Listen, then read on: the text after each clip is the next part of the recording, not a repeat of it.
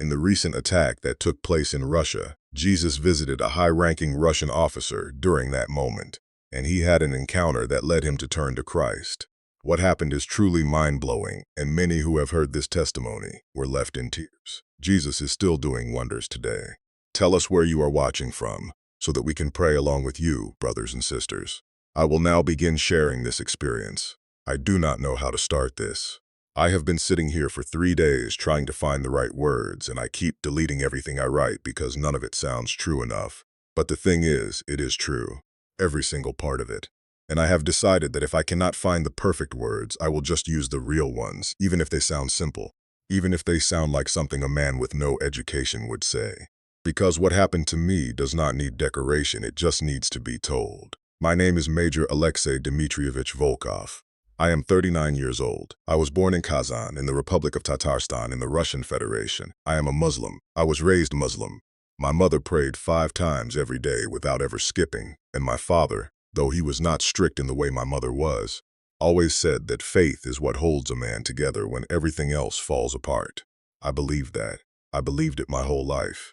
I carried it with me through training and through deployments and through the particular grinding difficulty of 16 years in military service. Until very recently, I had never seriously questioned it. Not once. I want to say something before I go any further. I am not recording this because I want attention. I am not recording this because I want to cause problems for my family or for anyone I serve with. I am recording this because something happened to me, and I genuinely believe, that it is the kind of thing that should not be kept quiet. Not now. Not with everything that is happening in this world. I am a military man. I have been trained to deal in facts. I deal in what is real and what can be verified and what can be reported clearly and without exaggeration. And what I am about to tell you is real. I cannot explain all of it. I have tried to explain all of it, and I cannot. But I am done trying to explain it away. That is the difference. I am not confused about what happened. I am just still adjusting to what it means. I have served in the Russian military for 16 years. I started as a junior officer and worked my way up through the ranks the way most men do, slowly, through hard assignments and long deployments and the particular kind of patience that military life teaches a man, whether he wants to learn it or not. I have served in difficult assignments. I have been in situations where the danger was real and present and not abstract. I have seen things that I will not describe in detail here, because they are not the point of this testimony. The point is that by the time of the events I am about to describe, I was not a soft man.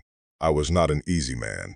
I was not a man who fell apart under pressure, or who looked for comfort in things he could not see and verify. I am telling you this because I want you to understand the kind of person this happened to. Not a person who was looking for it. Not a person who was open to it in the way some people describe themselves as open. I was closed. I was hardened. I was exactly the kind of person who, if you had described this testimony to me 6 months ago, would have listened politely and then privately dismissed it as something that happens to people who need that kind of thing. I was stationed near the front in the spring of this year, 2026. I will not say exactly where because some details about my assignment and location are things I still feel careful about making public. What I can say is that I was at a forward installation, a command and coordination post, and the kind of facility that handles logistics and communication support for units operating in a specific sector. It was not glamorous work. It was the kind of work that keeps larger operations running, but that does not get mentioned in any reports unless something goes wrong. And for 11 weeks, nothing significant had gone wrong. We had our routines, we had our tasks.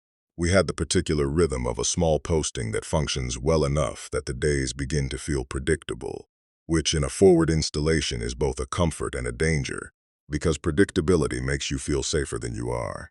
We were about 40 personnel at this installation. Officers, communication staff, logistics coordinators, a small security detachment. I was the senior officer present, which meant that whatever happened, I was the one responsible for it. Responsible for the decisions. Responsible for the people. Responsible for reporting what needed to be reported up the chain, and making sure what needed to get done got done. I had been in that role for those 11 weeks by the time of the attack. The Ukrainians had been getting more accurate with their long-range strikes in recent months. Everyone at our level knew this. We talked about it sometimes, quietly, the way soldiers talk about things they cannot change and do not want to think about too much. The equipment they were using had improved. The intelligence feeding their targeting systems had improved. There had been several strikes on facilities similar to ours in the weeks leading up to what happened to us. We had done everything we were supposed to do. We had dispersed equipment when possible, we had varied our routines, we had been careful about our communication signatures, we had done the things that competent people do when they are operating in a dangerous environment and are trying to reduce their exposure. We thought we were being careful enough. We were wrong, and the knowledge of that wrongness arrived without warning at all. It was a Thursday evening. I remember this clearly because we had received a particular set of communication updates that afternoon, and I had been working through the implications of those updates with my communications officer for most of the day. By early evening, we were tired in the way you get tired when you have been doing careful, detailed work for many hours, and the conversation had shifted to something lighter, the kind of talk soldiers have when they are trying to let the pressure out a little. To be normal people for a few minutes before they go back to being operational. My communications officer, a younger man, Timur, was telling me something about his daughter back home. She had said something funny, something that only a small child would think to say, and he was laughing while he told it, and I was listening and smiling, and for a few minutes it felt like we were just two men talking in a room somewhere, and the war was something happening elsewhere, to other people. Then everything changed. The first impact was so loud and so immediate that I did not understand what I was hearing for the first second or two. There is a part of the brain that simply refuses to process certain information right away. It is like a delay. I felt the building shake. I felt the air move in a way that air does not normally move indoors. I felt it in my chest before I heard it properly. And then my training took over and I was already moving, but before I had consciously decided to move. That is what 16 years does to a person. The body knows what to do even when the mind is still catching up. I am going to be honest about what those next several minutes felt like. They felt like the world had broken into pieces. There is no better way to say it. The noise was continuous and loud, and the light was wrong because dust and smoke had changed everything. And there were people shouting, and some people who had been there a moment ago were not where they had been. And there was a kind of confusion that training helps with but does not fully prepare you for because training is controlled, and this was not controlled in any sense. I was trying to account for my personnel.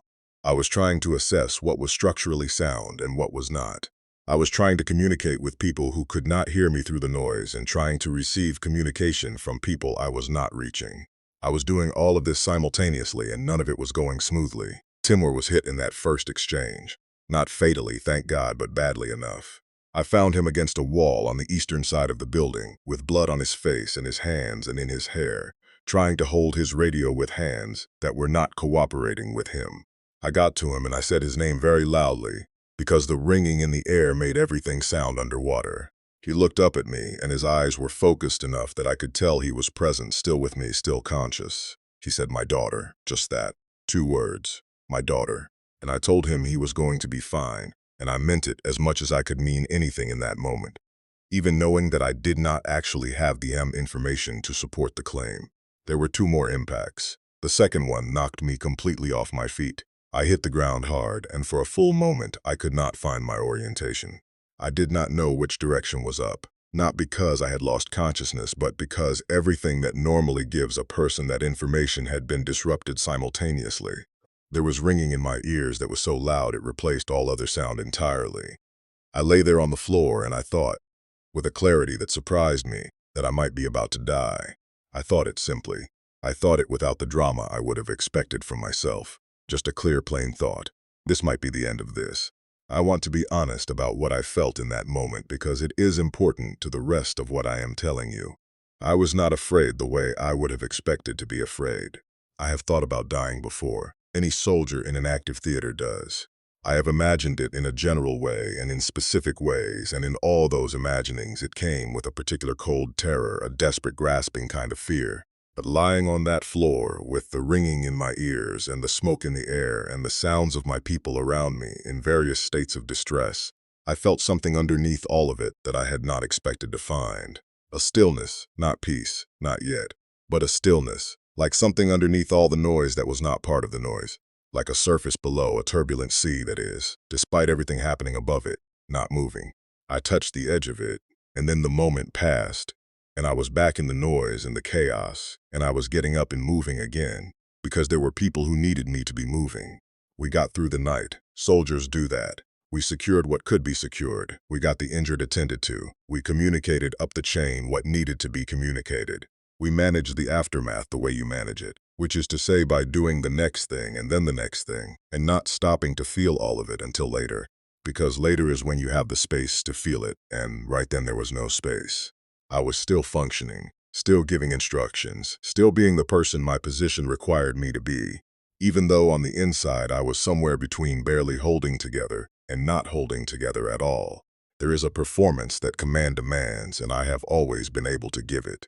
That night I gave it better than I ever had, I think, because the people around me needed me to give it, and that need was what kept me giving it. I did not sleep that night, not properly. I moved in and out of something near sleep a few times in the small hours, but each time I approached it the sounds came back, the impacts, the particular sound of the building shaking, Timur's voice, and I came back to wakefulness and lay in the dark of whatever space I had arranged myself in and stared at nothing and tried to locate some understanding that I did not find. At some point in that darkness, I became aware that I was doing something I had not done in a very long time. I was praying. Not in the formal structure I had grown up with, not the measured and precise practice of Islamic prayer, but the way a man prays when all the structure has been taken away, and what remains is just the raw reaching towards something, just speaking, just asking. I was not even sure in that moment exactly who I was asking. I was just asking, please, please let this mean something. Please help me understand why I am lying here and 3 of my people are not. Please. It is a short prayer. But it was the most honest thing I had said to God in many years, maybe in all my years, because it was not prayer out of habit or duty or schedule. It was prayer out of having no alternative left. I do not know when I fell asleep.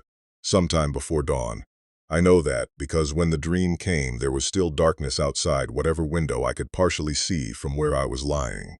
I need to slow down here because this part is the part I do not want to get wrong. Not because it was painful. It was the opposite of painful.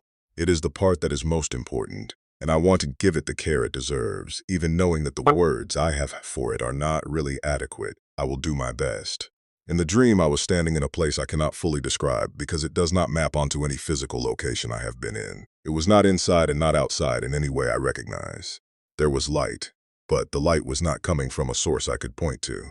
It was simply present, the way warmth is present in a space that has been heated, not arriving from one direction but existing everywhere at once. And it was not harsh or blinding. It was the kind of light you want to stay in, the kind that does not make you want to look away or shield your eyes. There was a man some distance from me. He was robed in white. I understand how that sounds, and I am aware of how it reads. But I need you to understand that this was not the vague and shifting kind of thing that dreams are usually made of, where details blur and change and contradict each other and fall apart when you try to remember them afterward. This was solid and specific and present in the way a real person is present when they are standing in front of you. I could see him clearly. He was there. His presence in that space had weight to it, the kind of weight that a real person's presence has. A sense of someone actually occupying a location, actually being there, rather than being an image of being there. He was looking at me. And I cannot fully explain what his face was like, except to say that it was the face of someone who knows you completely and is not troubled by what they know, not the face of judgment, the face of someone who has been watching you for a long time with full knowledge of everything you have done and everything you have been, and is still looking at you with, I can only call it welcome. The face of someone for whom your arrival in that space is not a surprise and is not an inconvenience. He spoke my name, my full name, the way my mother spoke it when she wanted my complete attention. Alexei Dmitrovich. And hearing my name said that way in that place by that person did something to me that I do not have a word for. It was like being fully seen for the first time. Not seen in the way that surveillance sees you, noting and recording, seen in the way that love sees you. Known in the way that someone who has been paying attention to you for your whole life knows you. He revealed to me that my life had been spared for a reason, not in a vague or general way.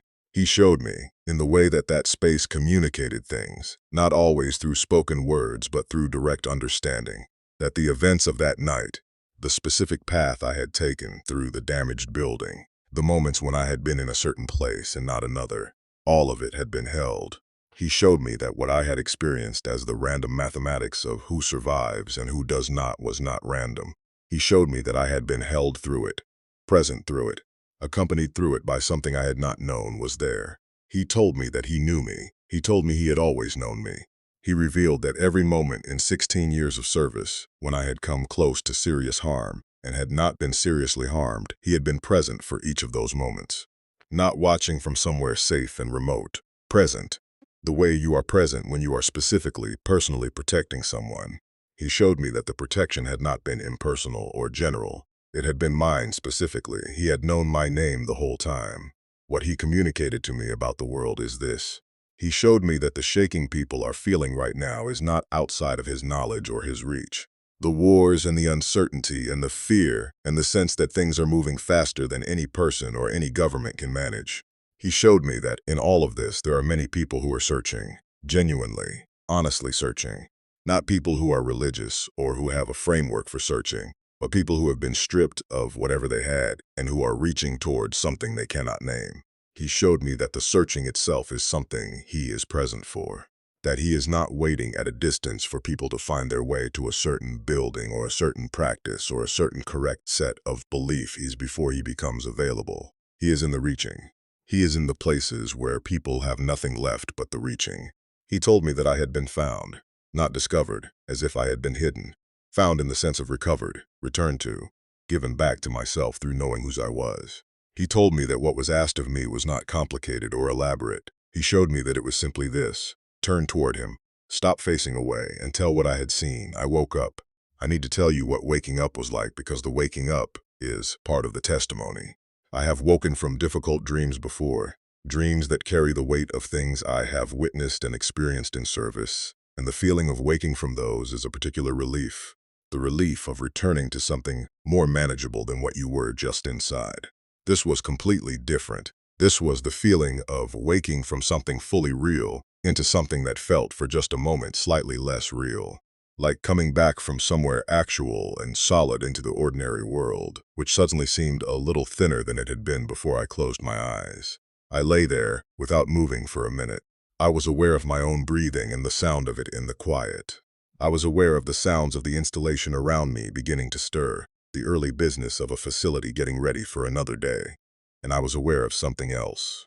A warmth. Not from any physical source, not the warmth of blankets or of the room's temperature, but the same warmth I had felt in the dream. It had come back with me, or rather, it had not left. I said a name out loud, quietly, because I was not alone in that space and I was not ready to explain myself to anyone who might be nearby. I said Jesus. And what happened when I said it was this, the warmth responded. Not dramatically, not like something designed for effect, just a deepening of what was already there. A slight intensification, like saying a name in a room and having the person look up to show you they heard. It was a response. I knew it was a response the way you know certain things without being able to fully explain how you know them.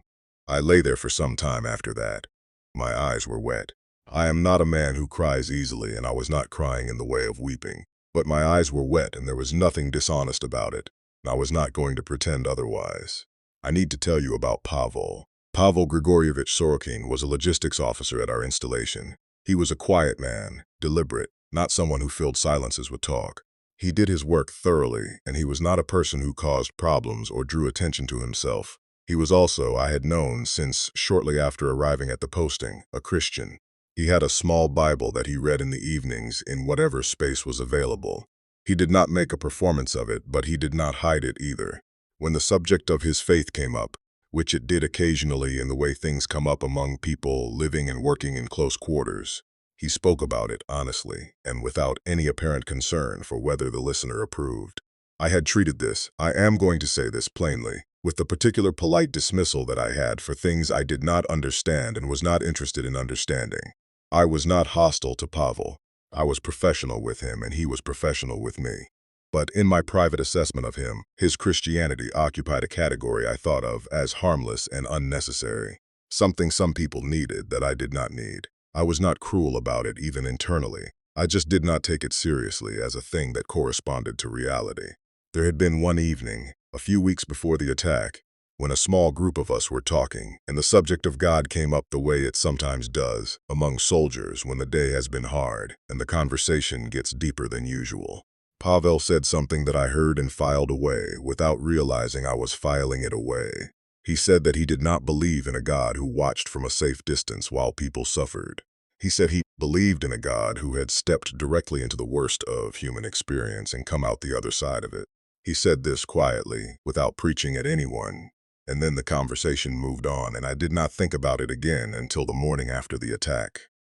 That morning I went to find him. It was early. He was where someone who knew him would have expected him to be, in a quiet corner with his Bible open and something warm to drink. He looked up when I approached, and he looked at my face, and something in his expression settled in a way that told me he was ready to hear whatever I had come to say. He said, "Major." Just that. The way a person says something when they are genuinely prepared for what comes next. I sat down. I told him what had happened, in order, with the specific details I could be certain of, the way I would report any significant event. I told him about the night, about the dream, about the name I had said quietly in the dark and what had happened when I said it.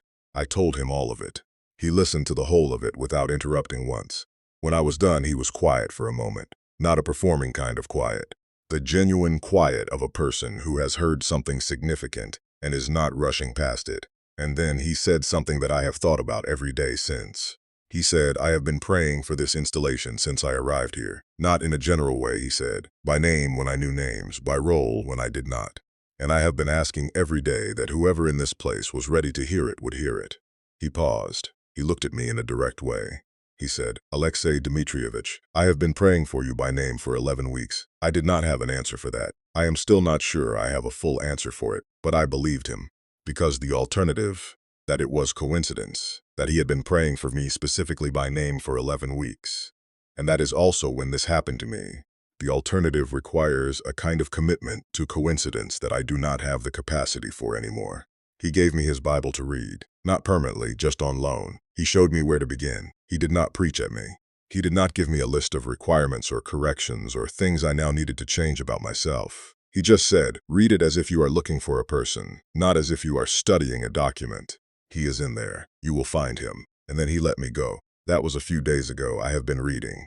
I have been doing the thing that felt strange in my mouth when I first did it, the thing of saying his name and speaking to him directly. And it feels less strange each time. Not because I have stopped thinking about it, or because the newness has worn off, but because each time I do it, something responds. Something answers. Not always in words, and not always in a way I can report with the precision I would prefer to report things. But in the way I described it before, the warmth, the sense that the room is not empty, the sense that whatever I am reaching toward is reaching back. Timur is recovering. He will carry evidence of that night with him for the rest of his life, but he is going to be all right. I spent time with him 2 days ago, sitting with him while he worked through his own memory of what happened. He asked me questions about the sequence of events, trying to piece together what he did and did not experience directly. I answered what I could. And before I left, he said again what he had said when I found him against the wall, "My daughter." And then he said, "I have to go home to her." And I said, "I know, you are going to." I am telling this story now, only a few days after the dream, because I was told to tell it. That is the most direct way I can say it. He revealed to me that what had happened to me was not meant to stay with me alone, and I believe that. A person like me, in a place like this, arriving at the name of Jesus in the dark of a military installation in the middle of a war, that is not something that should be kept private. That is something that should go somewhere people can find it. I do not know who will read this or hear this or find their way to it. I do not know what kind of night you have recently come through, or what kind of wreckage is still around you from whatever your version of the hard thing has been. I do not know whether you have a faith background or whether you have no faith background, whether you are the kind of person who prays regularly or whether you are the kind of person who has never prayed or who stopped praying so long ago that it feels like something from someone else's life. What I know is this: he came to a military installation in a war zone. He came to a Muslim officer who had not been looking for him, who had never been looking for him, who would have told you honestly and without apology 6 months ago that he was not interested in looking for him. He came anyway. He said a name, and the name was mine, and everything has been different since. If he can do that in a place like this, for a person like me, then I genuinely do not know where he cannot go or who he cannot reach. I have stopped believing that there are categories of person or categories of place that are outside his range. That is not a belief I could have said I held a week ago. It is a belief that was given to me by direct experience of the thing itself. Say his name honestly, in whatever darkness you are in right now, and pay attention to what happens in the room when you do.